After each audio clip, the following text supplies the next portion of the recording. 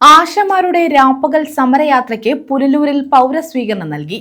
കേരള ആശ health workers അസോസിയേഷന്റെ നേതൃത്വത്തിലാണ് സമരയാത്ര സംഘടിപ്പിച്ചിട്ടുള്ളത്.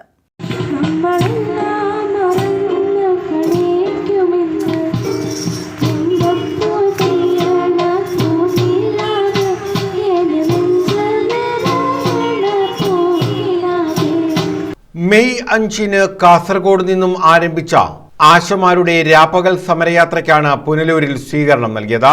കേരള ആശ health workers association സംസ്ഥാന ജനറൽ സെക്രട്ടറി MA ബിന്ദുവാണ് ആശമാരുടെ രാപ്പകൽ സമരയാത്രയ്ക്ക് നേതൃത്വം നൽകുന്നത്.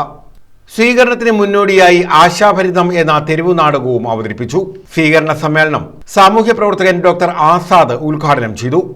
വാസ്തവത്തിൽ കാസർഗോഡ് മെയ് 5-ന് പരിപാടി ആരംഭിക്കുമ്പോൾ എന്താണ് ഈ സമരയാത്ര കൊണ്ട് ഉദ്ദേശിക്കുന്നത് എന്ന് രാധാകൃഷ്ണൻ MA ബിന്ദു മറ്റുള്ളവരും ആളുകളോട് പറയുകയായിരുന്നു. പക്ഷേ പുനലൂർ എത്തുമ്പോഴേക്കും ആളുകൾ അവരോട് പറയുകയാണ് എന്ത് ഇത് തുടരണമെന്ന്. ആ രീതിയിലേക്ക് സമരയാത്ര നടത്തുന്നവരെക്കാൾ സമരത്തിൻ്റെ പ്രസക്തിയും സമരത്തിൻ്റെ അനിവാര്യതയും അതിൻ്റെ ലക്ഷ്യവും ഒക്കെ തിരിച്ചറിയുന്നവരായി നമ്മുടെ നാട്ടിലെ പൊതുസമൂഹം മാറിക്കഴിഞ്ഞു.